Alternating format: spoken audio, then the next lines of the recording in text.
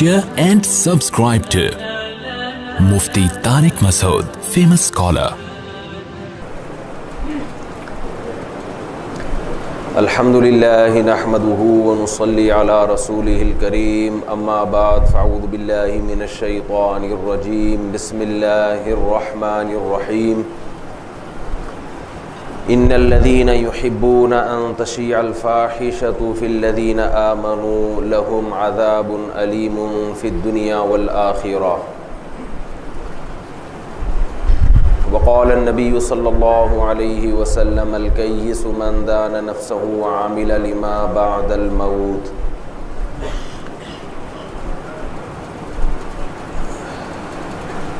कुरान मजीद की एक आयत का हिस्सा मैंने तिलावत किया है। अल्लाह ताला से दुआ है अल्लाह ताला सही तरह से बात कहने की, सुनने की, समझने की और अमल की तौफीक अता फरमाए। मेरा ख्याल है आवाज़ सही आ रही है? मुझे नहीं आ रही अपनी आवाज़। अब मेरा ख्याल है सही है। खादे ठीक है।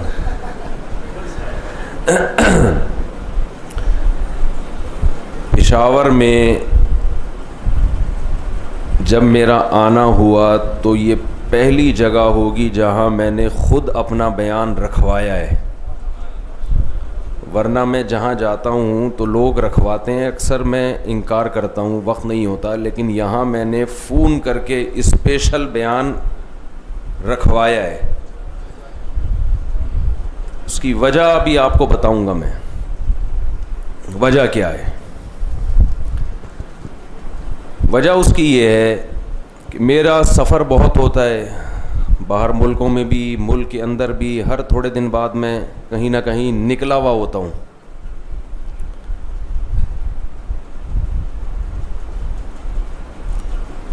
पाकिस्तान के मुख्तलिफ बड़े शहरों में बहुत जाना हुआ। इन इलाक़ों में जब आना होता है, पेशावर, कोयटा, तो यहाँ पर्दे का माहौल नज़र आता है, एक हया बाकी है, एक ख़ानदानी निज़ाम भरपूर तरीक़े से बाकी है।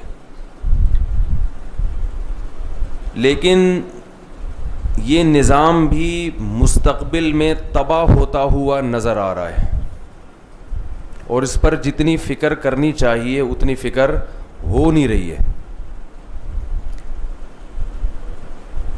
देखो, हम मुसलमान हैं, कलमा पढ़ते हैं, हम इस्लाम को अपने कल्चर की वजह से फॉलो नहीं करते। कल्चर की अल्लाह की नज़र में कोई वैल्यू नहीं है। कुछ अरसा पहले एक बयान आया था असम्बली में, असम्बली के एक मेंबर थे, उन्होंने पर्दे के हक़ में बयान दिया और ये कहा कि ये हमारे पठानों का कल्चर है, पर्दा, औरत हिजाब में होती है, ये हमारा कल्चर है। उस वक्त मैंने एक बयान किया था, मैंने कहा अगर ये कहते कि ये इस्लाम का कल्चर है, हमारे मज़हब का कल्चर है, तो ये जुमला ज़्यादा अच्छा लगता। क़यामत के दिन अल्लाह ताला किसी को उसकी कौमी कल्चर की बेस पे अल्लाह उसकी मग़फ़िरत नहीं करेगा। अगर आपके यहाँ पर्दा आपके कल्चर की वजह से है, तो अंग्रेज़ क़यामत के दिन कहेगा हमारा कल्चर था बग़ैर कपड़ों के घूमना। तो वो अल्लाह से कह सकता है मुझे भी जन्नत में लेके जाओ। हमारा कल्चर क्या था? अंग्रेज़ों के यहाँ कपड़ों वपड़ों का रिवाज, बोलो भाई, नहीं कहते हैं ये कपड़े वपड़े क्या होते हैं, तो फजूल सी चीज़ है बिल्कुल। 2-3 स्टिकर चिपका लेते हैं, काफ़ी है उनके लिए। तो वो कह सकता है कि अल्लाह मैंने अपने कल्चर को बाकी रखा। मुझे बहुत लोगों ने समझाया कि कुछ पहन लो, कुछ पहन लो, मगर मैंने कहा कि हमारा कल्चर क्या है। मेरे अब्बा भी कुछ नहीं पहनते थे, मेरी अम्मा भी कुछ नहीं पहनती थी, तो मैं भी कुछ नहीं पहनूंगा। क्या इस बेस पर अंग्रेज़ की मग़फ़िरत हो जाएगी? है भाई? नहीं होगी। अल्लाह ने हमें एक बाप और एक माँ से पैदा किया। हमारे बाप का नाम आदम और माँ का नाम हव्वा। यहाँ एक थोड़े से चुटकुले की इल्मी नुक्ते की बात भी बताता चलूँ आपको। मेरा ये मौजू नहीं है, लेकिन दरमियान में मैं क़यामत आम, जब मोटरवे पे हम चलते हैं तो दरमियान में क़यामत आम आता है। मैं तो 4 शादियों पे तकरीरें करता रहता हूँ। अभी मैं इस मौजू पे नहीं तकरीर करूँगा, आप बेफिक्र रहें, ठीक है। अभी ये मेरा मौजू नहीं है। लेकिन मुझ पर लोग एक एतराज़ करते हैं कि अगर ये इतना ज़रूरी काम है तो अल्लाह ने आदम अलैहिस्सलाम के लिए एक बीवी क्यों पैदा की, 4 बीवियाँ क्यों नहीं पैदा की? सवाल समझ में आया कि नहीं आया? एक क्यों पैदा की? उनके लिए 4 होनी चाहिए थी। फिर पता चलता कि असल इस्लाम में क्या है, 4। भाई अल्लाह ने उनके लिए 4 इसलिए पैदा नहीं की कि हम सब की माएँ अलग अलग हो जाती। समझते हो? हम में से कुछ आदम अलैहिस्सलाम की पहली बीवी से होते, कुछ दूसरी से होते, कुछ तीसरी से होते, कुछ चौथी से। इस बेस पर हम में लिसानियत, असबियत फैल सकती थी कि ये जो चाइना में लोग रहते हैं, ये जो पेशावर में लोग रहते हैं, ये आदम की तीसरी बीवी से हैं और कराची वाले दूसरी से हैं। ये फ़र्क अल्लाह ने ख़त्म करना था कि तमाम इंसानियत का जैसे बाप एक है, माँ भी एक हो। तो उन्होंने इस मजबूरी से एक रखी थी। आपको कोई मजबूरी, बोलो भाई, नहीं? आप पता नहीं किस चक्कर में हो। खैर, ये मेरा मौजू नहीं है। तो मैं ये अर्ज कर रहा हूं कि यहां मैंने स्पेशल ऑर्डर पे अपना बयान क्यों रखवाया। ये सवाल ही समझ में आ जाए तो मुझे तकरीर करने की जरूरत नहीं रहेगी। कोयटा में, पेशावर में, जो बड़े शहर हैं, यहां बेपर्दगी का वो रिवाज अभी नहीं है जो पाकिस्तान के दूसरे शहरों में हमें नजर आता है। मैं हयाताबाद में ठहरा हूं, वहां, ये भी हयाताबाद है, पोश एरिया है, यहां भी औरतें अल्हम्दुलिल्लाह पर्दे में नजर आती हैं। तो देखो, आपका जो ये कल्चर है ना, ये अनकरीब तबाह होने वाला है। ये अनकरीब, बोलो, और ये कौन तबाह करेगा? आपकी यूनिवर्सिटियां। आपको पता भी नहीं होगा कि आपकी औलादों के साथ क्या हो रहा है। आपकी यूनिवर्सिटियां एजुकेशन के नाम पे, आपके कॉलेजेस एजुकेशन के नाम पे, आपके स्कूल एजुकेशन के नाम पे आपके कल्चर की ऐसी की तैसी करने वाले हैं। और इस कल्चर का अंजाम और एंड वो होगा जो यूरोप और अमेरिका में हुआ है। आज आपकी औलादें आपका एहतराम कर रही हैं, बूढ़े बाप का, बूढ़ी माँ का एहतराम कर रही हैं। कॉलेज और यूनिवर्सिटियों में जो कल्चर दिया जा रहा है, आहिस्ता आहिस्ता जो स्लो पॉइजन आपके बॉडी में दाखिल किया जा रहा है, तो आप मुस्तकबिल में ओल्ड हाउस के लिए, ओल्ड होम के लिए तैयार रहें। यहाँ जो बच्चे बैठे हैं, कल जब वो बुढ़े होंगे तो ये उम्मीदें ना रखें कि जैसे हमने अपने बाप और माँ की खिदमत की है तो हमारी औलादें भी हमारी खिदमत करेंगी। ना ना ना ना ना ना। यूनिवर्सिटियां जो माहौल दे रही हैं आपको, तो ओल्ड हाउस के लिए तैयार रहें। आपका बुढ़ापा घर में नहीं, ओल्ड हाउस में गुजरेगा। मेरा ख्याल है पुलिस बुलवानी पड़ेगी बात समझाने के लिए, पुलिस बुलवानी पड़ेगी। मलाला यूसुफजई का बयान इस सिलसिले की पहली कड़ी है। उसने बयान दे दिया कि निकाह के बगैर अगर कोई रिलेशन कायम करता है तो निकाह के तकल्लुफ की, बोलो, क्या जरूरत?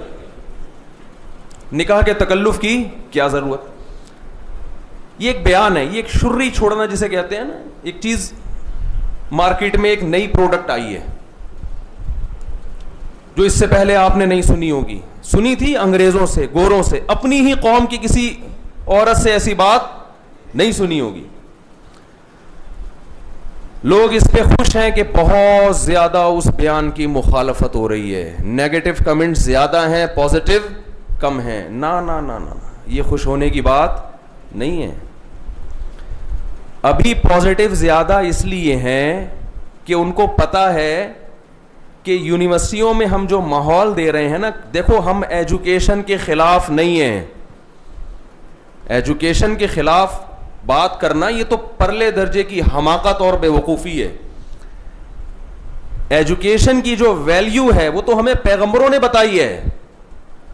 यूसुफ अलैहिस्सलातु वस्सलाम मिस्र के वजीर खजाना थे। क्यों? हजरत यूसुफ अलैहिस्सलाम को बादशाह ने जब बुलाया अपने पास, और बुला के जब देखा कि ये बहुत ज़हीन है, तो बादशाह ने कहा कि मैं आपको अपने पास ठिकाना देना चाहता हूं, कोई अच्छा ओहदा देना चाहता हूं। अल्लाह करे जो बात मैं समझाना चाह रहा हूं वो समझ में आ जाए। यूसुफ अलैहिस्सलाम ने यह नहीं कहा कि मैं चूंकि पैगंबर हूं, मैं तो नमाज रोजे वाला आदमी हूं, अल्लाह अल्लाह करने वाला, मुझे कोई ओहदा, बोल लो यार, नहीं चाहिए। ये नहीं कहा उन्होंने कि मुझे कोई ओहदा नहीं चाहिए। मैं कहा ओहदे वोहदे तो ये दुनियादार लोगों के काम है, मुझे तो एक मस्जिद बना दो, मदरसा बना दो, खानका बना दो, उसमें बैठ के मैं अल्लाह अल्लाह किया करूंगा। हजरत यूसुफ ने ऐसा, देखो पैगंबर का अमल हुज्जत होता है ना, दलील होता है। हजरत यूसुफ ने फौरन पेशकश कर दी कि मुझे कबूल है। बादशाह ने क्या कहा, मैं आपको मिस्र की हुकूमत में कोई ओहदा देना चाहता हूं। हजरत यूसुफ ने ना सिर्फ ये कि उस पेशकश को कबूल किया, बल्कि ओहदे का नाम भी बता दिया कि मुझे वजीर खजाना बना दो। क्यों? इसलिए कि यूसुफ अलैहिस्सलाम जानते थे कि थोड़े अरसे बाद मिस्र में कहत पड़ने वाला है। उस वक्त मिस्र की आवाम के दिल में जितनी वजीर खजाना की वैल्यू होगी उतनी बादशाह की वैल्यू नहीं होगी। जब आपके पास वसाइल कम हो, पब्लिक ज्यादा हो, तो उस वक्त वजीर खजाना की जो कैलकुलेशन है, हमारे के अलावा की बात कर रहा हूं मैं, आप समझ रहे, हमारे वजीर खजाना के फजाइल बयान कर रहा हूं। हमारे यहाँ जो वुज़रा हैं उनकी कंडीशन ये है, अक्सर मैं बयान में बताता हूँ कि एक वज़ीर तालीम रिटायर हो गए, उनसे एजुकेशन के बारे में इंटरव्यू लिया गया, उनको गुस्सा आ गया कि मुझसे तालीम का क्यों पूछ रहे हो। उन पूछने वाले ने कहा कि आप तो वज़ीर ख़जाना थे, सॉरी वज़ीर तालीम थे, आपको तालीम का नहीं पता। तो उसने जवाब में कहा जब थे उस वक्त नहीं पता था, तो वैसे ही रिटायर हो गए। तो यूसुफ अलैहिस्सलातु वस्सलाम उन्होंने मिस्र का ओहदा कबूल किया और खुद बताया कि मुझे कौन सी वजारत चाहिए, क्योंकि जानते थे कि जब मिस्र में कहत पड़ेगा तो माहिर मईशत की जरूरत पड़ेगी। तो फरमाया इन्नी हफीजुन अलीम, जो माहिरीन मईशत, जो वजारत खजाना जिसको दी जाए, उसमें दो सिफात का होना जरूरी है। नंबर एक, वो खजाने खुद ना खाना शुरू कर दे। आप बाज दफा दुकान पे किसी को कैशियर बना के बिठाते हो, आधे खजाने खुद खा जाता है वो, उसकी हिफाजत के लिए दो बंदे और बिठाने पड़ते हैं आपको। तो पहली क्वालिटी उसके अंदर क्या होनी चाहिए, बोलते ही नहीं आप लोग, ईमानदार हो, वो कौम का खैर ख्वाह हो। नंबर दो, ये इल्म जानता हो। जब लाखों करोड़ों अरबों रुपए की ट्रांजैक्शन होती है और आपको ये पता हो कि इंपोर्ट कितना करना है, एक्सपोर्ट कितना, इसके लिए इल्म चाहिए। ये देसी तरीके से नहीं होता कि हम गोरी मिसाइल ठा करके मारेंगे और सारे कर्जे क्या हो जाएंगे, माफ हो जाएंगे। ऐसा हुआ था ना माजी में, पाकिस्तान में ऐसा भी हुआ था कि हम यूं करेंगे, फिर जो सूद चढ़ेगा उसको बोलेंगे सूद हराम है, फिर भी नहीं में तो गोरी आया।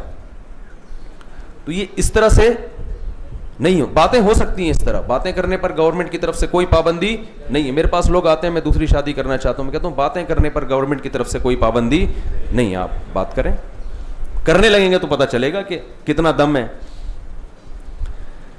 तो हजरत यूसुफ अलैहिस्सलातु वस्सलाम जानते थे कि इसके लिए नॉलेज होनी चाहिए, इकोनॉमिक्स का इल्म होना चाहिए।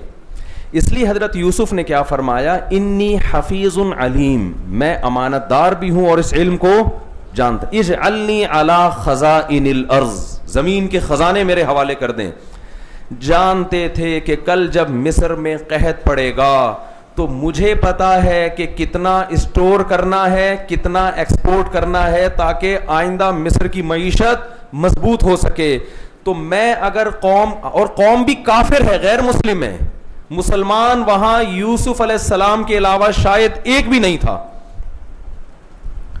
गैर मुस्लिम रियासत में क्या मांग रहे हैं, ओहदा। इससे हमें यह पता चलता है कि दीनदार लोग अगर एजुकेशन हासिल करके मुल्क की बागडोर और मुल्क की लगाम अपने हाथ में ले तो मुल्क की इससे बड़ी खिदमत कोई नहीं हो सकती।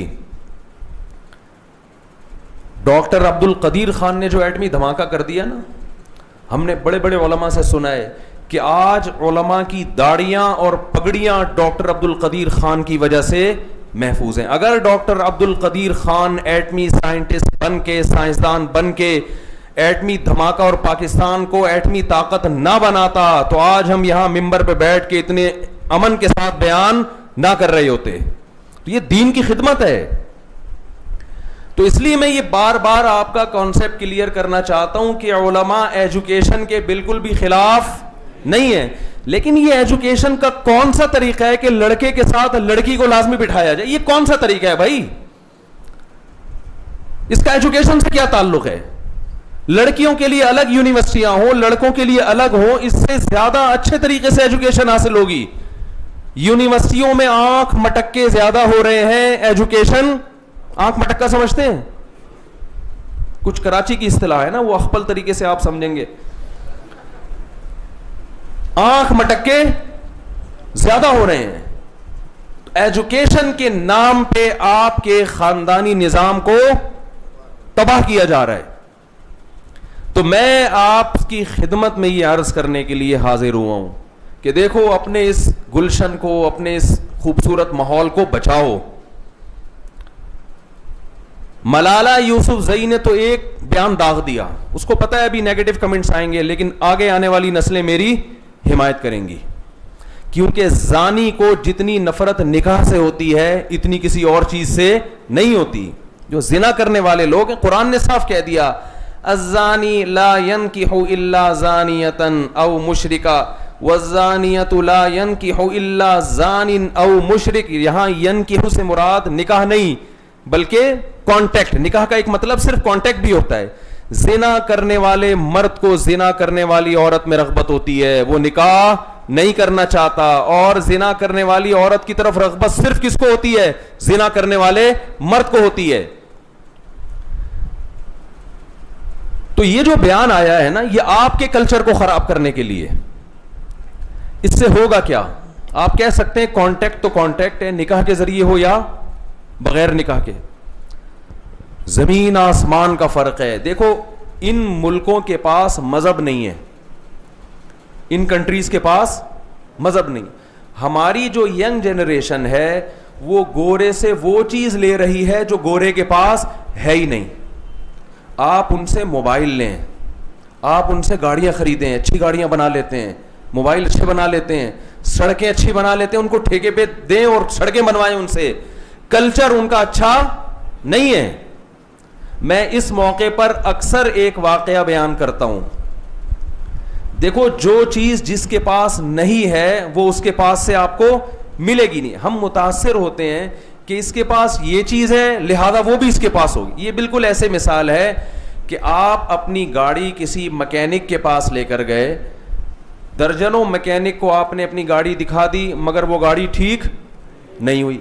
आप एक मैकेनिक के पास गए, उसने 2 मिनट में वो गाड़ी का फॉल्ट दूर कर दिया, गाड़ी फिटफाट हो गई। आपने कहा यार ये तो बड़ा पढ़ा लिखा लगता है मुझे, बड़ा जबरदस्त मैकेनिक है। कुछ दिन के बाद आपके गुर्दों में दर्द हो गया।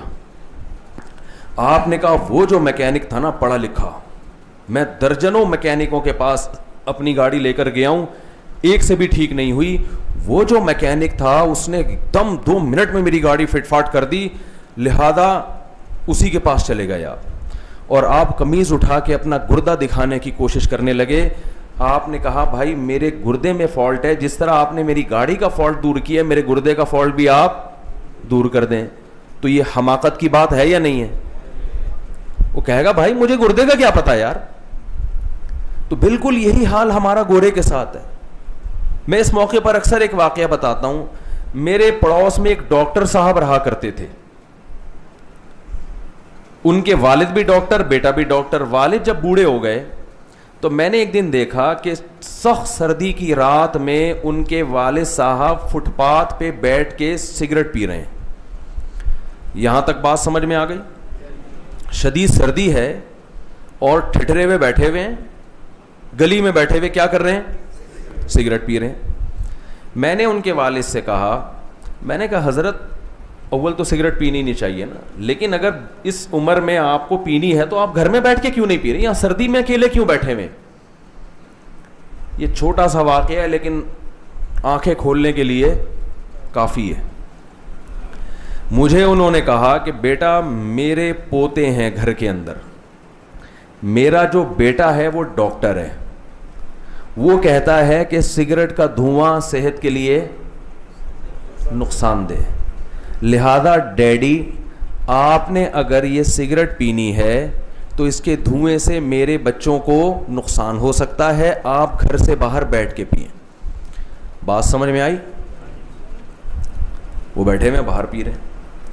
मैंने उनसे कहा, बूढ़े साहब से, कि देखिए अगर आपने अपने बच्चों को मजहब भी सिखाया होता मेडिकल साइंस के अलावा, आपने अपने बच्चे को फोकस किया किस पर? मेडिकल साइंस, डॉक्टर बने, मजहब भी सिखाया होता ना, कुरान सिखाया होता, तो आपका बच्चा इस्लाम पर भी अमल करता और मेडिकल साइंस पर भी। वो ये कहता कि अब्बा को इस उम्र में घर से बाहर निकालना इसकी अल्लाह इजाजत नहीं दे। जो कुरान वाला तकुल लहुमा उफ़िन, बाप के सामने उफ करने की इजाजत नहीं दे रहा, वो बाप को घर से बाहर बिठाने की कहां इजाजत देगा? कुरान कह रहा है वाला तकुल लहुमा उफ़िन, वालिदैन के सामने उफ भी मत करो। और कितनी बदतमीजी की बात है कि अपने बच्चों के लिए किसको बाहर निकाला जा रहा है? बाप को। मैंने कहा कि आप अगर अपने बच्चे को कुरान पढ़ा देते, उलमा के साथ बिठाते, तो आपका बच्चा ये कहता कि डैडी आप सिगरेट पी रहे हैं, इससे धुएं से तकलीफ हो सकती है, नुकसान हो सकता है, तो मैं अपने बच्चों को लेके कहां जा रहा हूं? थोड़ी देर के लिए रोड पे जा रहा हूं। जब आप सिगरेट पी के फारे हो जाएं, एग्जॉस्ट फैन चला दिएगा, थोड़ी देर में मैं बच्चों को लेके कहां जाऊंगा? बोलते क्यों नहीं भाई? वापस आ जाऊं। अभी चूंकि हमारा माहौल इस्लामी है ना, तो उस डॉक्टर में इतनी अकल थी कि अब्बा को सिर्फ रोड पे रखो। कहां रखो? रोड पे। ये 2-4 नस्लों के बाद जब इस किस्म के अब्बाओं के यहां इस किस्म के बच्चे पैदा होंगे 2-4 नस्लों के बाद, तो ये टेंशन ही नहीं लेंगे कि अब्बा घर में रहें। अब्बा हमेशा के लिए कहां जाएंगे? क्योंकि सिगरेट के धुएं से इतनी तकलीफ नहीं होती जितनी बूढ़े बाप के खांसने से होती है तकलीफ। हर वक्त की खांसी नौजवान नस्ल बर्दाश्त नहीं करती। वो कहेंगे अब्बा ये टेंशन ही खत्म करो, कहां रहना है आपने? मैं फादर डे के मौके पर आपके लिए कोई गिफ्ट ले आया करूंगा, आपके हक में बयान जारी कर दिया करूंगा, लेकिन अब घर में रहने की टेंशन में बर्दाश्त नहीं कर सकता। और बात यहां तक रुकेगी नहीं, इससे भी आगे का मामला होगा। वो आगे का मामला बताऊं? मेरे ख्याल है आप लोग थक गए हैं, परेशान हो गए। इससे आगे पता है क्या स्टेप होगा? जब अगली नस्ल आएगी तो बुढ़ापे में अब्बा को घर में रखने की टेंशन इतनी बुरी लगेगी, बल्कि ओल्ड हाउस में जमा कराने की टेंशन भी बहुत लगेगी। यार ये ओल्ड हाउस में जमा कराना भी किसकी जिम्मेदारी है? हमारी। लिहाजा सिरे से अब्बा की टेंशन ही खत्म कर दो, अब्बा लेस जिंदगी गुजारो। नहीं आ रही बात? बहुत टेक्निकल पॉइंट की बात की है। कौन सी जिंदगी? ऐसी सिस्टम लेकर आओ जो बगैर निकाह के कॉन्टेक्ट, सिंगल मदर, अब्बा मार्केट से शार्ट है ही नहीं अब्बा। भाई जब बगैर निकाह के कांटेक्ट होगा तो अब्बा होंगे? अब्बा ही नहीं है। तो फिर बुढ़ापे में ये गुनाह अपने सर मोलना कि उसको कहां जमा कराओ?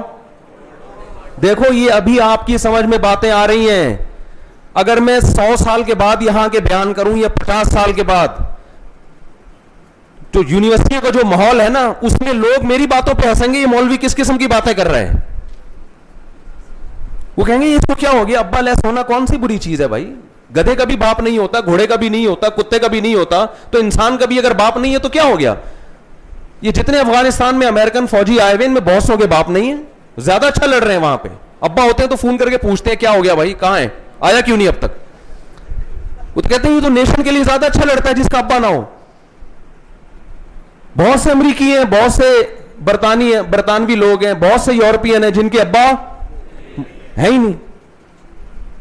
बात दफा तो केस करना पड़ता है, वो कहते हैं, औरत कहती है ये इस बच्चे का बाप है, वो कह रहा मैं नहीं हूं भाई, मैं कोई जिम्मेदारी नहीं, डीएनए से पकड़ा जाता है। हमारे यहां मियां बीवी में तलाक हो जाए ना, बच्चों पे लड़ाइयां होती हैं, मां कहती है मैं रखूंगी, बाप कहता है मैं रखूंगा, औलाद पे कंप्रोमाइज नहीं है। तो मैंने उनसे कहा, जो डॉक्टर साहब थे, मैंने, अब समझ में आया मैंने उनसे क्या कहा, वही मैं आपसे भी कह रहा हूं। ये वाकया मैंने इसलिए नहीं सुनाया कि उनको क्या सुनाया, मैंने इसलिए सुना रहा हूं कि आपको क्या बता रहा हूं मैं।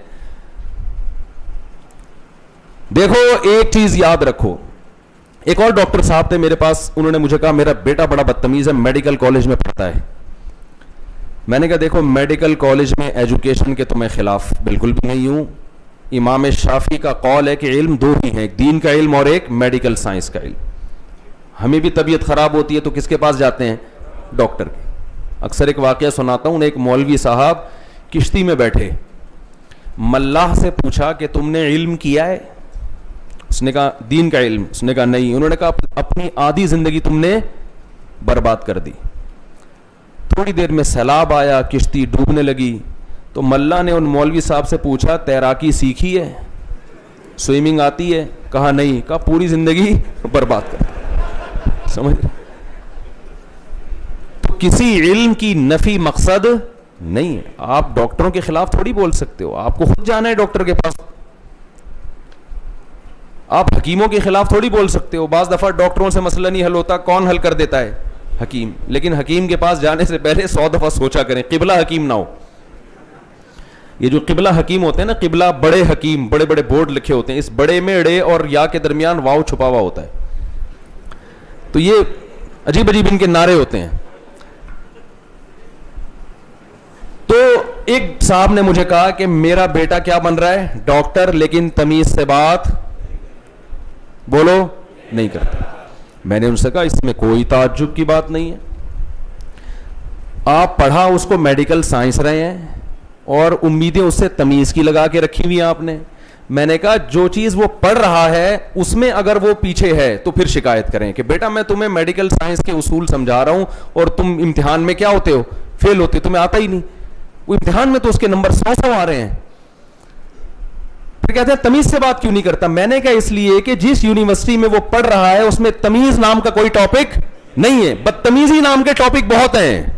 बच्चों को आजाद बनाया जा रहा है, तुम आजाद पैदा हुए हो, बाप से आजाद, मां से आजाद, भाइयों से आजाद, बहनों से आजाद, आजादी आजादी आजादी, ये लेबल तो लगाए जा रहे हैं।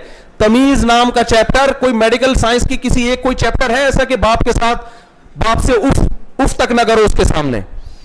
मेडिकल साइंस इंसान को एक जानवर के तौर पे देखती है। गधे की भी 2 आंखें, आपकी भी 2 आंखें। गधे की का जो देखने का प्रोसेस है वो 100% वही है जो इंसानी आंख के देखने का प्रोसेस है।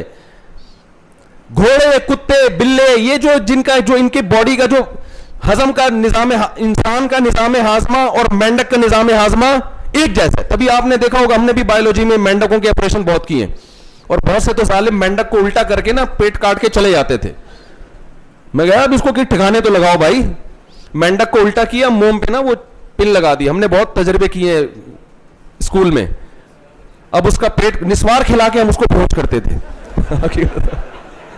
मैंने खुद किया ये, निस्वार खिला के मेंढक एकदम बोलो बेहोश। तो अगर वो चपली कबाब खिला देते ना उसको, पेशावर का चपली कबाब, तो वो मस्ती में आ जाता, दोबारा होश में आ जाता वो। तो पेट चाक करके उसका चारों तरफ पिने लगाई अब निज़ाम हाज़िमा चेक किया, ऐसे होता है, ये होता है, वो होता है। उसके बाद मैं कहता था पिन निकाल के जोड़ो तो सही इसको, या कम से कम दफनाओ, कुछ तो करो।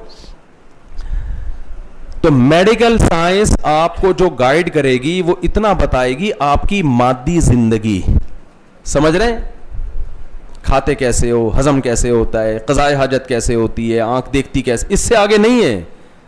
माँ के हुकूक, बाप के हुकूक, भाई के हुकूक, बीवी के हुकूक, शौहर के हुकूक, ये मेडिकल साइंस का टॉपिक नहीं, तमीज टॉपिक है ही नहीं उसका। तो आप अपने बच्चों को यूनिवर्सिटियों में पढ़ा रहे हो, जरूर पढ़ाओ, लेकिन मजहब तो सिखाओ भाई उनको ये तो बताओ कि इसके अलावा भी एक एथियस्ट मेरे पास आया, मुल्हिद, जो खुदा को नहीं मानते, हांगकांग यूनिवर्सिटी में पढ़कर ना दिमाग खराब हो गया था उसका। हांगकांग में गया यूनिवर्सिटी में पढ़ने के लिए, मुझे कहने लगा इस्लाम में खड़े होकर पानी पीना क्यों मना है।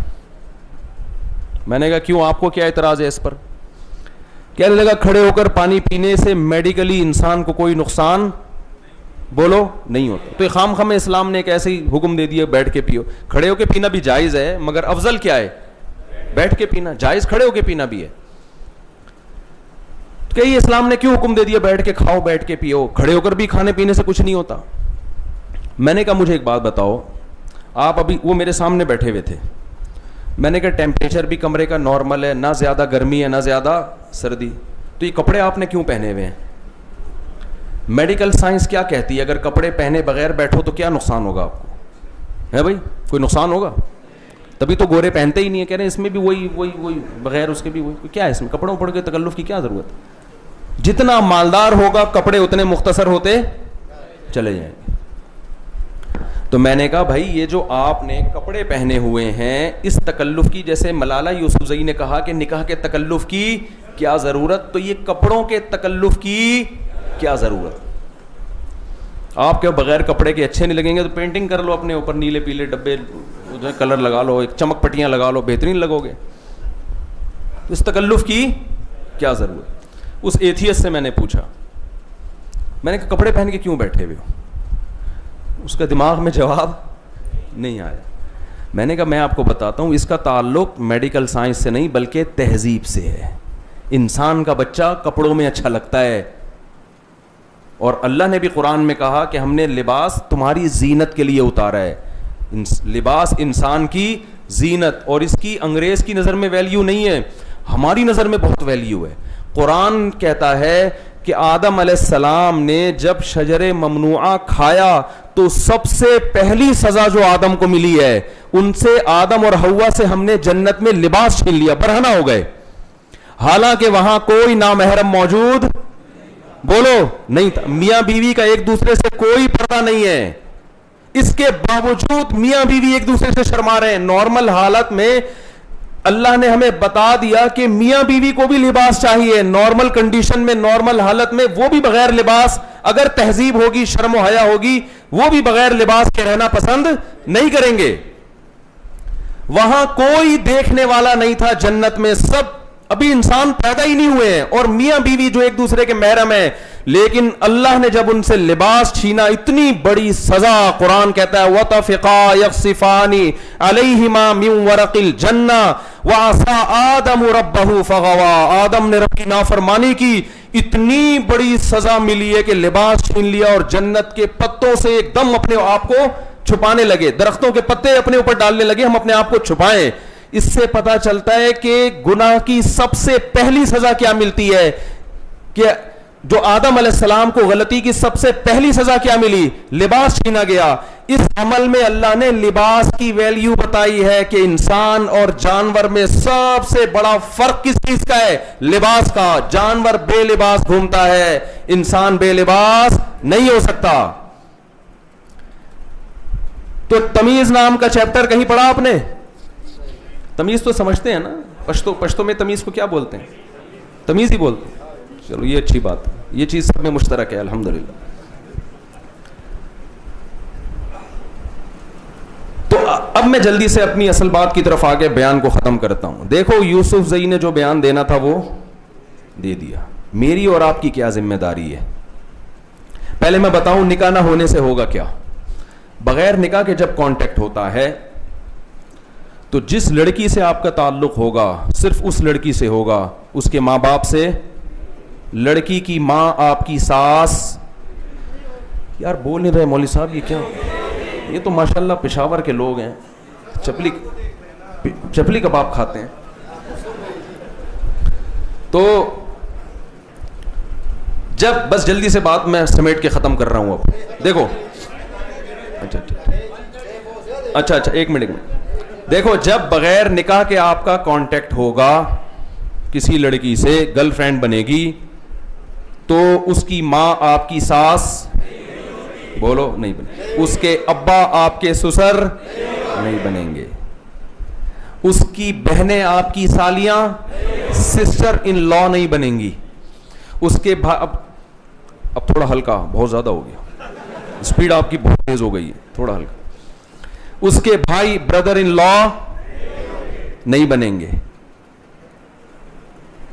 आपने कभी सुना कि ओबामा की फुप्पो है, ओबामा की खाला आई हुई है, ओबामा के चचा आए हुए हैं मिलने के लिए? सुना?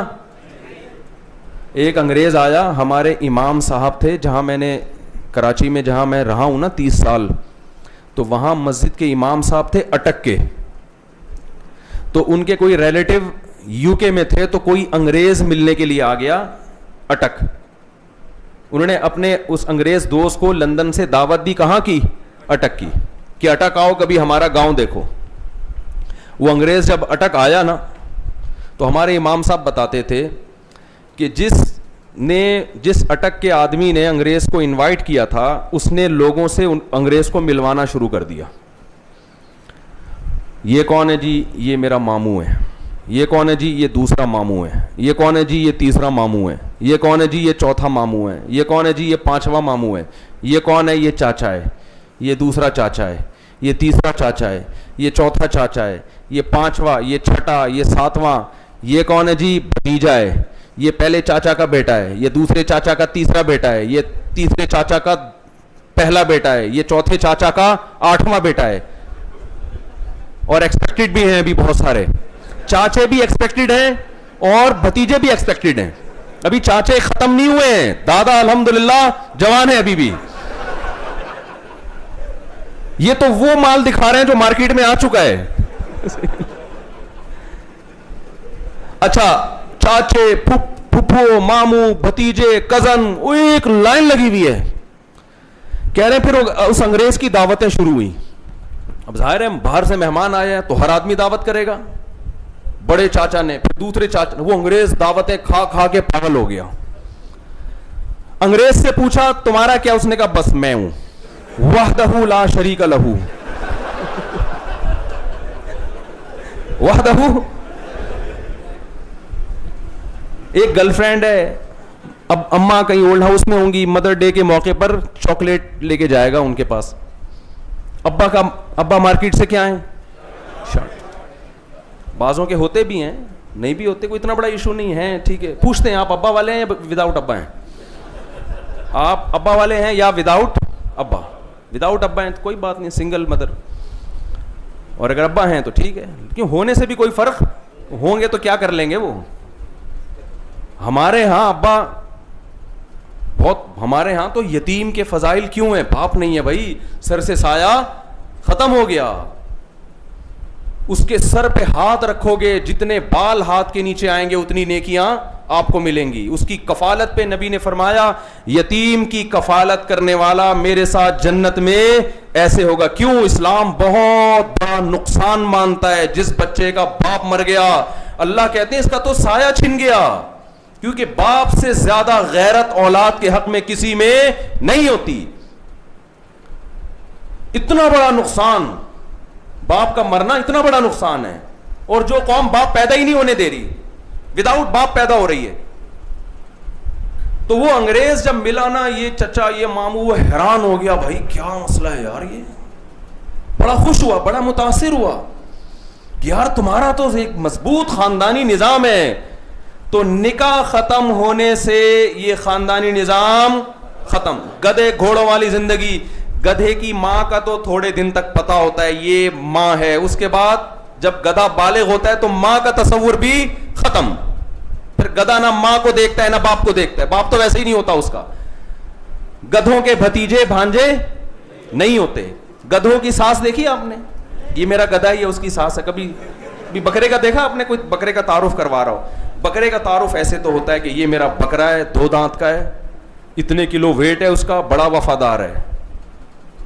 ऐसा ही होता है ना, ये खाता है और फला नस्ल का है। बस इससे ज्यादा इंट्रोडक्शन गधे की और बकरे की नहीं हो सकती, तारुफ नहीं हो सकता। इंट्रोडक्शन इतना ही हो सकता है ना, ये कितना वेट उठा लेता है अगर गधा है। इंसान का तारुफ सबसे पहले कहां से शुरू होता है? खानदान से। कुरान क्या कहता है? खलक़ मिनल माई बशरन फजअलहु नसबन व सिहरा। फरमाया इंतहाई नापाक गंदे गलीज पानी से मैंने इंसान को बनाया, लेकिन जब मां के पेट से निकाला इतनी इज्जत दी कि उसको 2 खानदान दिए, ददियाल ननियाल वाला, और जवानी की दहलीज पे कदम रखता है तो ससुराल वाला। 2 खानदान, एक नसबी। नसबी कौन सा है? ददियाल और ननियाल। बच्चा जब पैदा होता है ददियाल में भी मिठाइयां बंटती हैं और ननियाल में भी। नानी भी खुश, नाना भी खुश, दादी भी खुश, दादा भी खुश, सब खुश होते हैं। मामू भी खुश और फुप्पी भी खुश, खाला भी खुश, चाचा भी खुश। दोनों खानदान खुशियां मनाते कि नहीं मनाते? अकीके पे सबको बुलाया जाता है। अगर आप ददियाल को बुलाएं, ननियाल को ना बुलाएं, उनका मूड ऑफ हो जाएगा कि हम इस बच्चे के कुछ नहीं लगते, हमें क्यों नहीं बुलाया? भाई बच्चा पैदा हुआ है, तुमने बकरा काटा है, तो मामू को क्यों नहीं बुलाया? खाली चाचा को क्यों फोकस किया है भाई? इसका मतलब मां के रिश्तों की अहमियत नहीं है। यह ताना मिलता है कि नहीं मिलता? मामू को बुलाओ, चाचा को ना बुलाओ। चाचा का मीटर शॉर्ट होगा कि नहीं होगा? और चाचा का मीटर कभी भी शॉर्ट नहीं होना चाहिए, क्योंकि चाचा का फ्यूज उड़ता है। डायरेक्ट क्या उड़ता है? फ्यूज उड़ता है। वो चाचा है, गैरत दिखाता है वो ज्यादा। 2 खानदान क्या मनाते हैं? खुशियां। और जब बाले होता है, निकाह करता है, तो एक और खानदान मिलता है। उसको क्या कहते हैं? ससुराल। पश्तो में पता नहीं क्या कहते हैं मुझे, हैं? चले जो भी कहते हैं। ससुराल कहते हैं उसको। नसबन व सेहरा। कुरान कहते हैं ससुराली। आप किसी अजनबी के घर चले जाओ, जब तक रिश्ता नहीं हुआ, लड़की का बाप पूछेगा भाई इस गली में क्यों टहल रहे तू? मैं 2 दिन से देख रहा हूं, तू क्या घूम रहे हैं? होता है ना। हालांकि कोई उसका ताल्लुक नहीं होता, कुछ नहीं, लेकिन शुबा पैदा हो जाता है। कुत्ते पे छोड़ देगा उसके पीछे गली बहल लेके, इसको देखो क्या कर रही। लेकिन अगर रिश्ता हो जाए, निकाह हो जाए, फिर गली महल्ले में घूमोगे, लड़की का बाप कहेगा यहां क्यों घूम रहे हो बेटा, इधर घर में आओ बैठो। ऐसे ही कहेगा ना, घर में बैठो। फिर अगर वो आपको चाय ना पिलाए और खाना ना खिलाए, चपली कबाब का ना पूछे, तो आपको गुस्सा आएगा, भाई मैं इसका दामाद हूं यार और मेरे को पूछते नहीं है ये लोग। बिल्कुल एटीट्यूड क्या हो जाता है? बदल जाता है। ये इज्जत मिलती है इंसान को निकाह के बाद। अभी एजुकेशन, एक्चुअली भी में हमारी बेटी पढ़ रही है, पता है ना। पैगाम आ गया आपकी बच्ची के लिए। बंदा भी इंसान का बच्चा है, ठीक ठाक है, फिटफाट है, लेकिन हमारी बच्ची मेडिकल साइंस के भी 2 साल मेडिकल कॉलेज में पढ़ ली। एक्चुअली कितने रह गए हैं? 2 रह गए हैं। फिर हाउस जॉब भी है, तो 3 साल के बाद शादी होगी। उसको ये नहीं पता कि 3 साल के बाद ये डॉक्टर तो होगी, लेकिन जितनी अट्रैक्टिव अभी है, जितने इसके रिश्ते अभी आ रहे हैं, 3 साल के बाद इंसान मर्द जब निकाह का पैगाम भेजता है तो उसकी नेचर है, उसकी फितरत है, सबसे पहले लड़की की ब्यूटी को, उसकी खूबसूरती को देखता है, डॉक्टर पने को नहीं देखता। वो मेडिकल से कोई क्लिनिक थोड़ी खुलवानी है, इलाज थोड़ी, इलाज के लिए दर्जनों क्लिनिकें मौजूद हैं। हाँ, दोनों चीजें इकट्ठी हो जाएं, खूबसूरत भी है, डॉक्टर भी है, फिर कहते हैं चलो। सबसे पहले वो किसको फोकस? आपको 90 साल की कोई नोबेल इनाम याफ्ता डॉक्टर मिल जाए, बुढ़िया, करोगे शादी? कहेगी मेरे पास इतनी डिग्रियां, नोबेल। क्या है भाई, आपको मैं मां बनाने के लिए तैयार हूं, मेरी वालदा का इंतकाल हो गया, आप आ जाएं उनकी जगह। ये नेचर है, नेचर से थोड़ी कोई लड़ सकता है। कितने लोग मेरे जानने वाले ऐसे हैं जिन्होंने अपनी बेटियों की एजुकेशन कंप्लीट कराने के चक्कर में निकाह में ताखीर की। अब वो खून के आंसू रोते हैं, खून के आंसू रोते हैं। तो भाई ये निकाह के बाद भी हो सकता है। ये किसने कह दिया कि शादी के बाद एजुकेशन नहीं हो सकती? हो सकती है, बिल्कुल हो सकती है। और जिस यूरोप की आप तकलीद कर रहे हो, वहां लड़कियां बॉयफ्रेंड रख के बच्चे पैदा, हराम बच्चे पैदा करके भी तालीम हासिल कर रही होती हैं। तो आप हलाल करके क्यों नहीं हो सकता भाई? ये एक दिमाग में बस एक बिठा लिया है कि नहीं हो सकता। तो दूसरा उनका फोकस किस पर है कि अगर निकाह बिलफर्ज करना भी है तो जल्दी, तमाम काम जब फारिग हो जाएंगे तमाम कामों से उसके बाद, लेकिन उसके बाद अक्सर लड़कियों की शादियां नहीं हो पाती। तीसरा काम उन्होंने ये किया है कि अगर बिलफर्ज, पहले तो ये करनी नहीं है, दूसरा करनी है तो देर से, और फिर करनी भी कितनी है, बोलो। ये उनकी सोच बता रहा हूं आपको।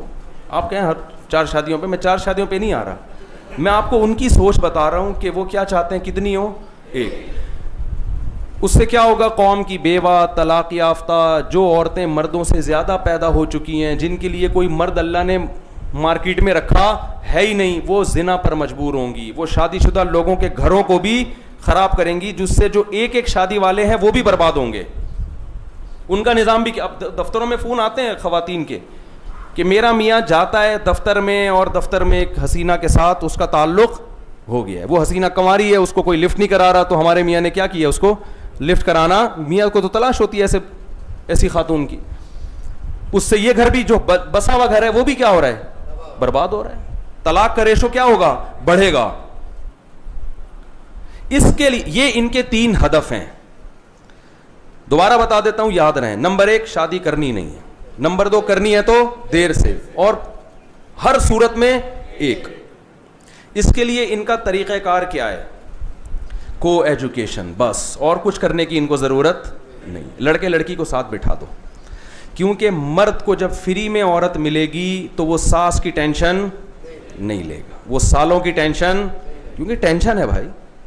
बीवी को जब घर में लेकर आओगे तो आप देर से आओगे तो बीवी पूछेगी कहाँ थे, आप मीटर घुमाओगे तो अपने भाई को फ़ोन करेगी, तमीज़, एक तो आ भी 2 बजे रहा है कमबख्त, और बात भी तमीज़ से नहीं करता। भाई आ जाएंगे लड़ने के लिए, वो हमने तुम्हें अपनी बहन इसलिए दी थी कि तुम रातों को 3-3 बजे आओ। गर्लफ्रेंड में सालों की टेंशन होती है। वो एक मियाँ आया ना, औरत तो देखती है ना, बीवी तो पकड़ती है, और उसको बेवकूफ़ बनाना भी आसान नहीं होता। एक आदमी की शराब पी के घर लेट आने की आदत थी, बीवी से पिटता था वो, फिर सालों से भी पिटता था। एक दिन क्या हुआ, वो देर हो गई उसको, तो उसको अंदाज़ा हुआ कि अब मैं पिटूंगा, तो वो घर से दीवार से ना, पता नहीं पेशावर में पतली गली होती है कि नहीं होती, पतली गली से टाप के आया, पतली गली से टाप के आके बैठ गया अपना लैपटॉप लेके, जैसे ऑफिस का काम कर रहा है, बहुत थका हुआ है। तो बीवी ने कहा कमबख्त आज फिर पी के आया है। कहते नहीं, कह रहे फिर ब्रीफकेस खोल के क्यों बैठा हुआ है फिर ये लैपटॉप की जगह ब्रीफकेस खोल के क्यों बैठा हुआ है। गर्लफ्रेंड में ये टेंशन, बोलो, नहीं है। जब तक ताल्लुक है नहीं तो जाओ, दफा हो यहां से, कोई पूछने वाला नहीं है, कानून भी नहीं पूछता, कानून भी नहीं पूछेगा, ना विरासत है उसकी कोई। तो इसलिए मर्द को जब फ्री में लड़की मिलेगी तो वो निकाह पे आमादा नहीं होगा, क्योंकि निकाह के बगैर जिंदगी में मर्द का फायदा है, औरत का नुकसान। और शादीशुदा लाइफ में औरत का फायदा है, मर्द की जिम्मेदारियां बढ़ जाती हैं। औरत के हुकूक की बात अगर करते हो तो जो निकाह को प्रोमोट कर रहे हैं वो औरत के हुकूक के कायल हैं, जो निकाह को से खत्म कर रहे हैं। देखो, औरत की आजादी का मतलब पता है क्या है?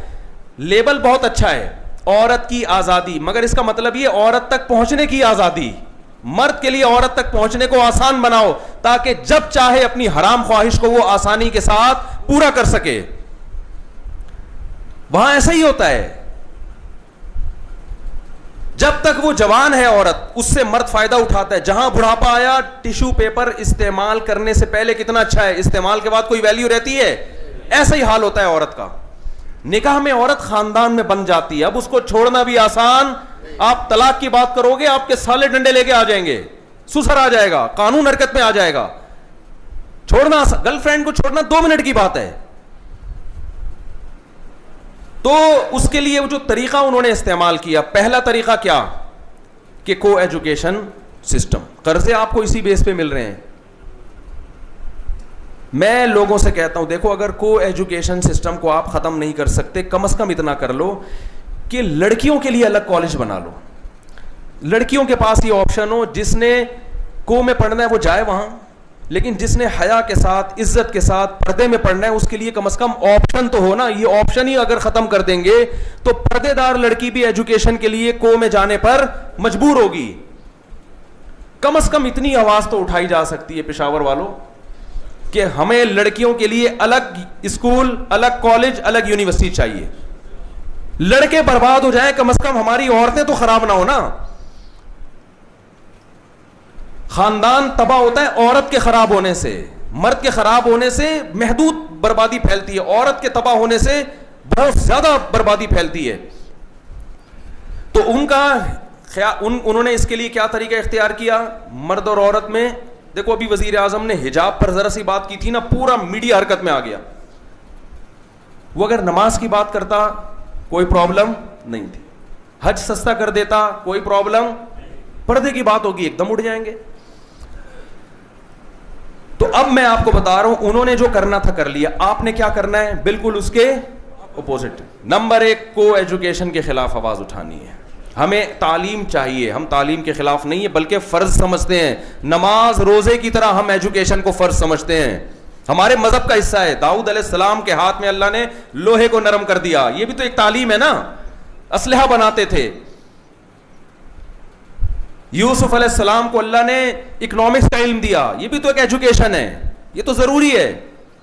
हमें एजुकेशन चाहिए मगर हया के माहौल में, बेहयाई के माहौल में। लड़कियों को लड़कियां पढ़ाएंगी, लड़के मर्द प्रोफेसर नहीं पढ़ाएंगे। और लड़कियों को, फीमेल को फीमेल और मेल को कौन पढ़ाएगा, मेल पढ़ाएंगे। मेल को फीमेल नहीं पढ़ाएगी, हम नहीं बर्दाश्त करेंगे इसको। ये ब्रॉड माइंडेड बनते बनते उसी चड्डी बनियान पे आ जाओगे तुम, जो अंग्रेज आया हुआ है। ये लिबास विबास खत्म हो जाएगा सब। दूसरा काम हमने क्या करना है, अंग्रेज ने क्या कहा, अंग्रेज नहीं कहता मैं इसको, जो भी इस्लाम क्योंकि अंग्रेजों में, यूरोप में भी बहुत से ऐसे लोग हैं जो हमारी बातों से एग्री हैं। सारे गोरे एक जैसे नहीं है ये जहन। अमेरिका में ऐसी कॉलोनियां आपको मिलेंगी जो 100% ईसाई मजहब को फॉलो कर रहे हैं पर्दे के मामले में। तो हमें दुश्मनी अमेरिका से या यूरोप से नहीं है, हमें उन कुव्वतों से है जो हमारा कल्चर खराब कर रही हैं। वहां भी ऐसे लोग हैं जो पर्दे को प्रमोट करना चाहते हैं, शराब को खत्म करना चाहते हैं मुआशरे से। तो हमने क्या करना है, गोरे वो जो इस्लाम दुश्मन कुव्वतें हैं उनकी ख्वाहिश थी कि निकाह सिरे से किया ही ना जाए, हमने इसके अपोजिट चलना है। हमने क्या करना है, हमारे मजहब ने क्या कहा है, निकाह के बगैर जिंदगी नहीं है। दूसरी बात, उन्होंने ये किया कि निकाह देर से करना है, हमने इसके उल्टा क्या करना है, जल्दी। कितनी जल्दी, माजरत के साथ। आप कहेंगे मेरा बयान एक साहब ने सुना, मुझे इनवाइट किया अपने वलीमे में, मैं जाता नहीं। उन्होंने कहा मैं आपको मेरे वलीमे में आना पड़ेगा इसलिए कि मैं आपका बयान सुन के शादी कर रहा हूँ। तो मैंने अप्रिशिएट करने के लिए मैंने कहा फिर हम आऊँगा। मैं चला गया। मेरा ख्याल था कोई 17 साल का लड़का होगा या 18 साल का, जो मेरा बयान सुन के जल्दी शादी कर। 40-42 साल उस बंदे की उम्र होगी। तो मैंने उससे कहा कुछ ज़्यादा जल्दी नहीं हो गई, थोड़ा लेट हो जाते। इन्हीं बयान सुन के जल्दी शादी हो रही है, कितने साल में, 40-42 साल। मैंने कहा बहुत जल्दी हो गई, थोड़ा सा लेट होना चाहिए, इतनी जल्दी भी ठीक, सेहत के लिए ठीक नहीं है। तो जल्द निकाह का मतलब पता है क्या है, जो पैगंबर ने बताया है। देखो या तो अपने कल्चर को फॉलो करो या किसको, इस्लाम को। हमारा कोई कल्चर नहीं है, ना मुहाजिर, ना पठान, ना पंजाबी। हमने जब कलमा पढ़ा ना तो कल्चर ख़त्म। बहनों को विरासत देनी पड़ेगी। बाज़ कौमों में कल्चर है कि बहनों को विरासत नहीं देते। भाई कल्चर नहीं, आपको देखो अंग्रेज़ में तो विरासत है ही नहीं सिरे से। वो तो जो मर गया तो सारा पैसा बैंक खा लेगा, उसको पहले वसीयत करना ज़रूरी है किसकी है। तो कुत्तों के नाम भी जॉइंट अकाउंट खुलते हैं कुत्तों के नाम से, जॉइंट अकाउंट। हमारे यहाँ तो बीवी के साथ खोला जाता है ना अक्सर जॉइंट अकाउंट के। मैं मुल्क से बाहर हूँ तो बेगम को इजाज़त है यहाँ से, जैसे वो पैंट से पैसे निकाल सकती है तो अकाउंट से भी पैसे निकाल सकती है। तो पैंट से पता नहीं चलता कितने पैसे निकले, अकाउंट से कम पता चल जाता है। तो ये फ़ायदा होता है जॉइंट अकाउंट खुलवाने में, वरना वो पतलून से क्या पता कितने निकाल रहे, गिन के थोड़ी रखता है आदमी। तो इसलिए लोग अब समझदारी का मुजाहरा करते हैं, अकाउंट खुलवा देते हैं, उससे पता चलता है भाई इतने निकालें। ये एक आपको गुर दे के जा रहा हूँ मैं। अंग्रेजों के यहां ज्वाइंट अकाउंट खुल रहे हैं किसके? कुत्तों के। तो ये भी हो रहा है मुआशरे में। तो जब निकाह नहीं होगा तो फिर यही है, औलाद थोड़ी, फिर तो कुत्ते ही औलाद बनेंगे आपकी। तो जल्द निकाह की जो इस्लाम ने, मैं कह रहा हूं कल्चर को फॉलो मत करो। किसको फॉलो करो? जन्नत और जहन्नम में कोई पठान, पंजाबी, मुहाजिर, सराइकी की बेस पे नहीं जाएगा। अगर इस बेस पे जाता तो बिलाल हबशी तो जन्नत में जा ही नहीं सकते थे। हमारे नबी अरबी, कुरैशी, हाशमी, और हमारे नबी की तलवार सबसे पहले जो गज़वा बदर में चली है, सामने अरब, कुरैशी और हाशमी। कौम परस्ती का जड़ से खात्मा कर दिया। सबसे पहले मेरे पैगंबर की जो तलवार उठी अपनी कौम के खिलाफ, अपने कबीले के खिलाफ, अपने चाचे मामों के खिलाफ उठी है सबसे पहले। इसमें नबी ने, और नबी के साथ बिलाल हबशी, हबशा से आए हुए, ना रंग, ना कौम, ना नस्ल, वो नबी के साथ है। सलमान फारसी जो पर्शियन थे, फारसी बोलते थे, वो नबी के साथ। मुझे एक वाकया बड़ा जबरदस्त लगता है हजरत सलमान फारसी का। हजरत उस्मान का दौरे हुकूमत था शायद, या हजरत उमर का। हजरत सलमान फारसी ने ईरान पे चढ़ाई की। किस मुल्क पे? ईरान, जो इनका अपना कंट्री था। ईरान का एक किला फतह करना था, और सहाबा कराम की फौज में कमांडर कौन थे? हजरत सलमान फारसी। तो सहाबा ने इरादा किया हम फौरन हमला करते हैं। हजरत सलमान फारसी ने कहा नहीं, मुझे नबी ने हुक्म दिया है जब तक दावत ना दे दो हमला ना करो। तो हजरत सलमान फारसी अपनी कौम को दावत देने के लिए गए जिहाद से पहले। क्या अल्फाज थे? या अहला फारिस अना रजुलुम मिनकुम तरौनल अरबा युतीऊननी। क्या वजद आफरीन अल्फाज हैं। ए फारसियों, मैं तुम्हारी कौम का आदमी हूं, लेकिन एक गैर कौम अरब जो किसी की बरतरी कभी बर्दाश्त नहीं करते, उन्होंने मुझे अमीर बनाया हुआ है। और आज तुम देख रहे हो मेरी तलवार के साए में अरब मैं कमांडर हूं और अरब मेरी इमारत में लड़ रहे हैं। यानी ये तो मुमकिन था ही नहीं अरब किसी को अमीर बना दें, किसी गैर कौम को। तो कह रहे मैं गैर कौम का आदमी और सहाबा ने अमीर किसको बनाया हुआ है? मुझे, और मेरी कमांड में लड़ रहे हैं, और मैं तुम्हारे खिलाफ, अपनी कौम के खिलाफ लड़ रहा हूं। इसलिए उन्होंने इस्लाम की तबलीग कर दी कि हमारी लड़ाई कौम परस्ती की बेस पर नहीं है। बाज दफा लेबल अच्छा लगाया जाता है, पीछे कौमियत होती है, बाज दफा यह भी होता है। हजरत सलमान फारसी ने यह भी बता दी अपने अमल में कि सहाबा ने लेबल अच्छा नहीं लगाया। लेबल लगाते हम इस्लाम की बेस पे लड़ रहे हैं, अल्लाह के कलमे पर लड़ रहे हैं, लेकिन मकसद अरबियत को फरोग देना होता। यह भी तो हो सकता था ना। बाज़ दफ़ा लेबल बड़े अच्छे होते हैं। जैसे एक आदमी ने दुकान में ना चावल की बोरी पे, चीनी की बोरी पे चावल लिखा हुआ था। दुकान में बोरी चीनी की है, लिखा हुआ क्या है? लेबल क्या लगा हुआ है? चावल। लोगों ने हाथ डाल के देखा, यार ये तो चीनी है, इस पे चावल की। कह रहे मक्खियों को धोखा देने के लिए लिखा है मैंने। तो मक्खियां धोखे में नहीं है। जो अक्लमंद है ना वो खुशबू से पहचानेगी। वो इंसान तो धोखे में आ सकता है चावल देख के। तो लेबल बाज दफा जैसे औरत की आजादी का लेबल लगाया गया है, औरत की आजादी, और लेकिन असल में औरत की बर्बादी है। औरत को एक पब्लिक प्रॉपर्टी बनाना मकसद है। एक मार्केट में एक थका हुआ माल होता है ना जिसे 10-10 लोग इस्तेमाल करें, यह मकसद है। तो मैं ये अर्ज कर रहा हूं कि हजरत सलमान फारसी ने क्या फरमाया कि सिर्फ लेबल नहीं है इस्लाम का, अमल भी है। कि एक फारसी बोलने वाले को, ईरान में रहने वाले को अरब ने अपना कमांडर बनाया हुआ है। अमल करके दिखाया कि हम कौम परस्ती के खिलाफ हैं। तो मैं यह कर रहा था कि अपने कल्चर को फॉलो नहीं करना। भाई इस्लाम ने क्या कहा? बुखारी मुस्लिम की हदीस है, कुरान की आयतें हैं, अनकिहुल अयामा मिनकुम मन इस्तताअ मिनकुमुल बाअत फलयतज़व्वज। नबी ने फरमाया जो बुलूगत की दहलीज पे कदम रखे, हदीस का मफहूम है, तो अगर उसमें निकाह की इस्तिताअत है तो निकाह कर ले। इस्तिताअत नहीं होने का मतलब रिश्ता ही नहीं मिल रहा उसको। इतना गरीब है कि कोई लिफ्ट कराने के लिए तैयार नहीं है। लेकिन इतने गरीब मार्केट से आजकल क्या चल रहे हैं? शार्ट। जिसकी गर्लफ्रेंड है ना, इसका मतलब वो खर्चा फ्री में थोड़ी मिलती है गर्लफ्रेंड। एक आदमी गया होटल पे गर्लफ्रेंड को लेकर, कहते अल्लाह के नाम पे 2 दूध पत्ती दे दो।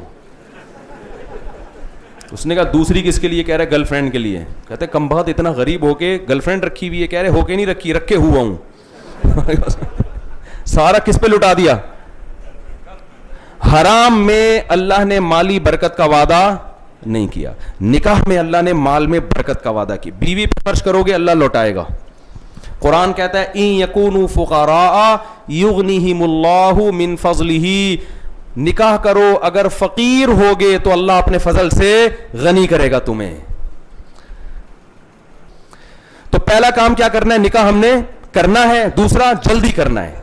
इसमें किस पे तवक्कुल करना है? अल्लाह पे। अल्लाह खिलाएगा। आज तक खिला रहा है कि नहीं खिला रहा? मैं रक्शे टैक्सी वालों को देखता हूं, गुर्बत। हमारे सवात में एक दोस्त था, रक्षा चलाता है, मेरा शागिर्द है। मैं उसके घर गया, उसने दावत की, इतना गरीब, बाप के हालात भी खराब, बेटे के हालात भी खराब। एक दिन क्या हुआ, मुझे कहता है मुफ्ती साहब मेरी शादी है, उसमें आपने आना है।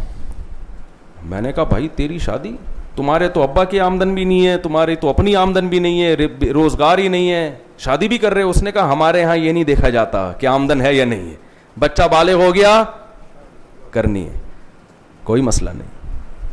और हो गई, 1 साल हो गया माशाल्लाह। मैं गया उसके वलीमे में, कुछ भी नहीं था बेचारे के पास। कोई बात नहीं, मैंने कहा अल्लाह इसमें इंशाअल्लाह बरकत देगा। बुराई से बच गए, जिना से बच गए।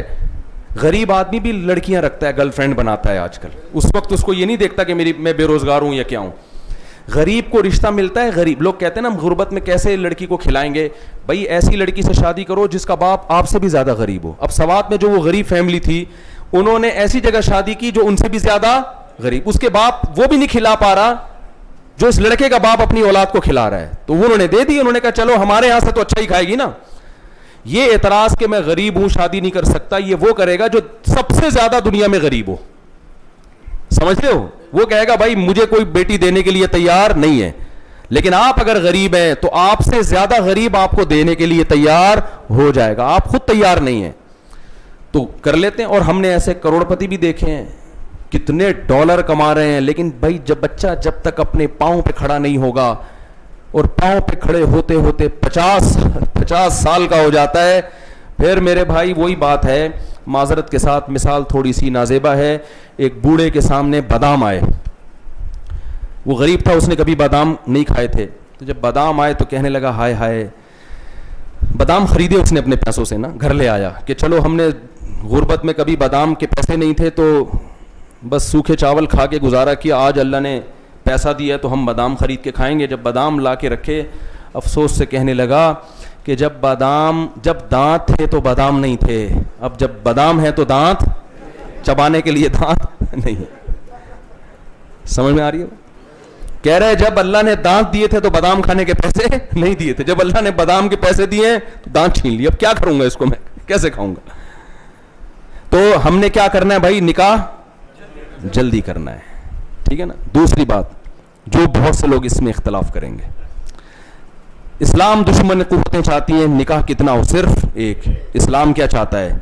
ज्यादा। अगर इस्लाम में बीवी के मामले में कंजूसी कोई अच्छा काम होता तो हमारे नबी ने खाना कम खाया, अक्सर भूखे रहते थे, पेट खाली रहता था, रोजे रखते थे। आपका घर कितना सादा, चिटाइयों पे आराम करते थे, निशान जिस्म पे पड़ जाते थे, जौ की रोटी बमुश्किल खाने को मिलती थी, 40-40 दिन घर में चूल्हा नहीं जलता। लेकिन बीवियां कितनी रखी एक टाइम? 9। नहीं आ रही बात? तो ये बता दिया कि ज्यादा बीवियां, गर्लफ्रेंड एक भी नहीं, बीवियां ज्यादा रखना ये सुन्नत है पैगंबर की, ये अय्याशी नहीं है। अय्याशी होती तो हमारे साबिक सदर की 4 बीवियां होती इस वक्त। जो अय्याश लोग होते हैं ना, वो कितनी रखते? उनको पता है भाई एक सास को एफोर्ड करना बड़ा मुश्किल, 4 सासें, बताओ है मुश्किल काम है या नहीं है? एक बीवी से आपको 3 साले जहेज में मिले, फर्क करो, 3 भाई थे उसके, 4 से कितने मिलेंगे? 12 साले एफोर्ड कर लोगे? नहीं आ रही बात मेरा ख्याल है। ये अय्याशी कहां से हो गई भाई? और फिर लैपटॉप के बजाय ब्रीफकेस खोल के दिखाओ आप, 4 खानदानों से पिटोगे कि नहीं पिटोगे? चारों जगह कंप्लेन जाएगी, कमबख्त लैपटॉप बोल के क्या खोल के बैठा हुआ था? ब्रीफकेस खोल के बैठा हुआ था। तो ये जिम्मेदारी है, और इस्लाम ने इजाजत भी इसी शर्त के साथ दी है कि सबके हुकूक बराबर अदा करो। कुरान कह रहा है अगर हुकूक अदा नहीं कर सकते फिर तुम्हें इजाजत नहीं है। जुल्म तो जुल्म है ना, वो तो इजाजत थोड़ी है, बराबरी है उनमें। इसका फायदा क्या होगा?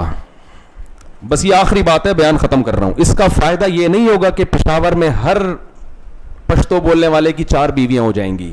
इस खुशफहमी में आप मुब्तला नहीं रहें। लोग कहते हैं कि यार कैसे हो, इतनी तो औरतें अल्लाह ने पैदा ही नहीं की हैं कि एक के मुकाबले में 4। इसका फायदा यह होगा कि जब हर मर्द एक से ज्यादा बीवी रखने की कोशिश करेगा तो औरतों की तरफ निकाह के पैगामात की कसरत बढ़ जाएगी। इधर से पैगाम आया, उधर से पैगाम आया, वो पहली बीवी के लिए भेज रहा है पैगाम, वो दूसरी के लिए, वो तीसरी के लिए, वो चौथी के लिए, वो दूसरी के लिए, वो तीसरी के लिए। सप्लाई के मुकाबले में डिमांड, इकोनॉमिक्स के तालिब इल्म भी कुछ यहां बैठे होंगे ना, सप्लाई के मुकाबले में डिमांड क्या हो जाएगी, बढ़ जाएगी। उसमें लड़की के बाप के लिए सिलेक्शन में आसानी कि मैं अपनी बेटी इस पहली वाली को दूं, दूसरी वाले को दूं, तीसरी वाले को दूं, चौथी वाले को। ऐन मुमकिन है जो दूसरी तीसरी कर रहा हो उसमें ऐसे सुरखाब के पर लगे हुए हो कि वो कहे उस कवारे से ये करोड़ा गुना बोलो बेहतर। इसका इम्कान है, और ये भी इम्कान है कि वो रिजेक्ट कर दे, वो कहे नहीं मैं दूसरी पे नहीं, मैं किस पे दूंगा, पहली पे, क्योंकि पहली वाले भी मुतहर्रिक हो जाएंगे। उनको पता है कि लड़कियां मार्केट से शार्ट होती जा रही हैं, अगर हमने अभी नहीं की और एजुकेशन के चक्कर में देर की तो एक भी हमें नहीं मिलेगी फिर बाद में। बहुत मुश्किल है बात समझाना, बहुत मुश्किल। ये बात आखिरी बात समझ में आई है। इसका ये नतीजा नहीं निकलेगा कि हर एक की 4 हो जाएंगी। भाई इतनी तो औरतें अल्लाह ने पैदा ही नहीं की हैं। डबल भी रेशो नहीं है, डबल भी नहीं है, मर्द के मुकाबले में दुगनी तादाद भी नहीं है। सप्लाई के मुकाबले में डिमांड क्या हो जाएगी, बढ़ जाएगी। डिमांड यहां तक पहुंचेगी जो सहाबा किराम के दौर में डिमांड थी। कुरान कह रहा है, काश ये बात मेरी समझ में आ जाए आप लोगों के, अल्लाह करे, कुरान कह रहा है सहाबा किराम को सूरह बकरा में कि जो औरतें बेवा हो जाती हैं इद्दत के दौरान निकाह का पैगाम मत भेजो। लेकिन आगे कुरान क्या कहता है, अलिम अल्लाहु अन्नकुम सतज़कुरूनहुन्ना, अल्लाह को पता है तुम बाज नहीं आओगे, तुम उनको याद करोगे, तुम्हें इतनी रग़बत होगी कि वो बेवा हुई है मैं फौरन पैगाम भेजूं, इतनी ख्वाहिश होगी, हम तुम्हें इतनी छूट दे देते हैं। लैसा अलैकुम जुनाह ला जुनाहा अलैकुम फीमा अर्रज़तुम बिही मिन खितबतिन निसा, गोल मोल तरीके से इशारों से निकाह का पैगाम भेज सकते हो। ये बेवा औरत की कदर थी सहाबा के दौर में, आज कंवारियों की ये कदर नहीं है मुआशरे में। क्यों? इसलिए कि जब सहाबा ने 2-2, 3-3, 4-4 बीवियां रखी थी तो औरत मिलना आसान काम नहीं था। कोई औरत बेवा होती थी, कंवारे उसकी तरफ निकाह का पैगाम भेजते थे कि भाई चलो हमें कंवारी तो नहीं मिल रही, ये बेवा हुई है। तो सहाबा को यह खतरा होता था जैसे ही इद्दत खत्म होगी इतने सारे पैगामात आएंगे कि हम क्या हो जाएंगे, हमें मुस्तरद कर दिया जाएगा, एक से एक रिश्ता आएगा। तो कुरान ने कहा इशारतन पैगाम दे सकते हो। क्या मतलब? जैसे बाज औरतों को नबी ने निकाह का पैगाम भेजा सहाबा के लिए, कैसे कि उनसे कहा कि जब तुम्हारी इद्दत पूरी हो जाए तो सबसे पहले किसे इत्तला देना, मुझे। ये नबी ने हजरत फातिमा से फरमाया कि सबसे पहले किसको इत्तला देना है, बोलो मुझे जरूर बताना। और वो क्यों? इसलिए कि हजरत ज़ैद इब्न हारिसा जो नबी के चहीते थे, आप सल्लल्लाहु अलैहि वसल्लम उनका निकाह किससे करना चाहते थे? ये गालिबन फातिमा बिनते साबित थी या फातिमा बिनते जबीला, मुझे इनका पूरा नाम याद नहीं है। तो ज़ैद इब्न हारिसा से ये निकाह करना चाहते थे नबी सल्लल्लाहु अलैहि वसल्लम उनका। तो हजरत फातिमा कहती है मैं जब बेवा हुई तो जैसे ही मेरी इद्दत पूरी हुई है अरब के सरदारों के पैगामात आना शुरू हो गए। एक बेवा औरत की इद्दत पूरी हो रही है और पैगाम कौन भेज रहा है? अरब के बड़े बड़े सरदार। लेकिन मुझे नबी ने बताया था कि जैसे ही इद्दत पूरी हो किसको बताना है, मुझे इत्तला देनी है। इत्तला दी, फरमाया कि नबी ने अपने मुंह बोले बेटे के लिए मुझे निकाह का पैगाम दिया।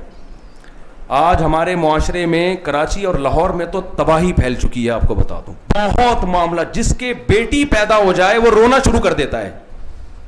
यहां अभी इतनी मामलात खराब नहीं है लेकिन हो जाएंगे, आप इस खुशफहमी में ना रहें। वहां तो मैंने खुद रोते हुए देखा, अच्छे पढ़े लिखे लोगों को बच्ची पैदा हुई, बाप भी रो रहा है, मां भी रो रही है। तो ये हालात यहां भी पैदा होंगे फ्यूचर में। तो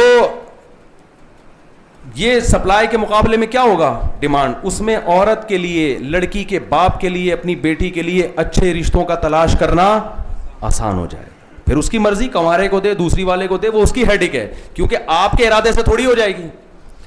आपने में से हर शख्स ने इरादा कि मैं 4 करूंगा, तो पैगाम भेज के तो देखो आप बोलेगा भाई क्या क्यों दूं, उसको वो जब देगा जब मजबूर होगा, या आपके अंदर कोई बहुत ज्यादा क्वालिटी होगी। तो इसमें फायदा लड़कियों को है, मर्द तो जिम्मेदारी में फंसेगा। फायदा किसको है?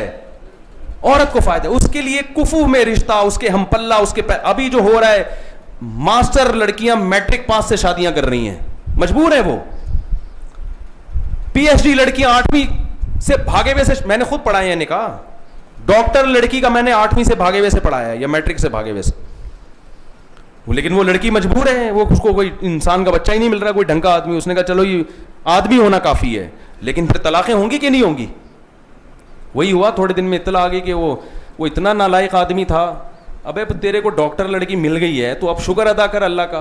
वो कमबख्त जहन का भी अनपढ़, वो हनीमून मनाने अपनी बेगम को लेके जा रहा है, बेगम के खर्चे पे। यहां से उनके इख्तलाफात, बल्कि बेगम पे नहीं, उसने कहा आधा खर्चा मेरा, आधा,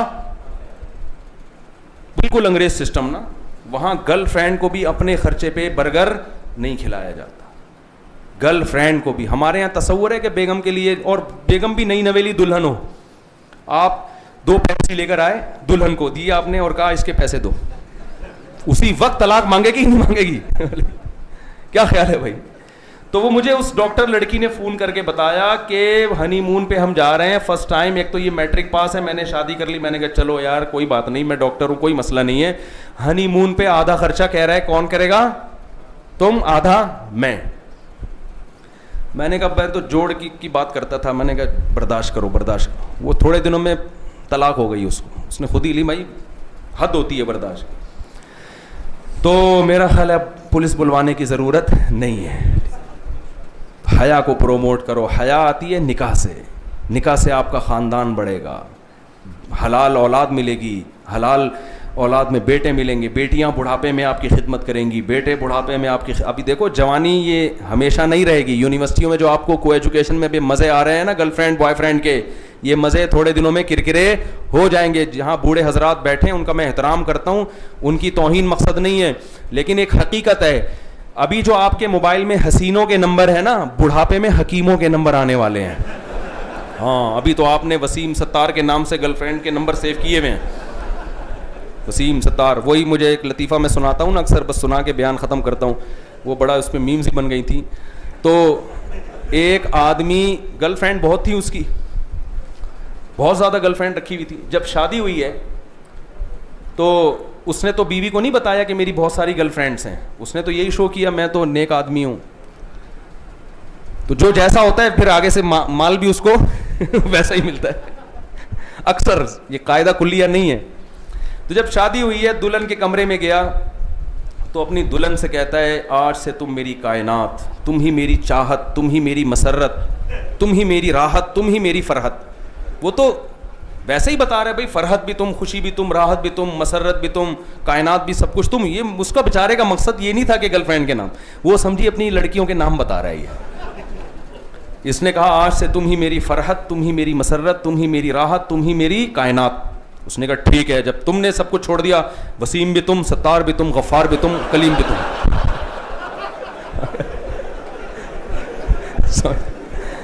वसीम भी तुम, गफ्फार भी तुम, सत्तार भी तुम और कलीम भी तुम। वो हैरान सटपटा गया, ये क्या हो रहा है भाई? तो भाई ये कल्चर अच्छा लगता है? हाँ, अच्छा नहीं लगता तो फिर जो कह रहे हैं ना, मैं अपनी बात थोड़ी कर रहा हूँ, मैं तो अल्लाह रसूल की बात कर रहा हूँ, फिर उसी पे आ जाओ। अल्लाह हमें समझने की, अमल करने की तौफीक अता फरमाए। वमा अलैना इल्लल बलाग। मुफ्ती साहब के YouTube चैनल को सब्सक्राइब कीजिए और इनके ताज़ा बयानात के जरिए अपनी इल्मी, इस्लाही और फिक्री आबियारी करते रहिए। जज़ाकुमुल्लाह।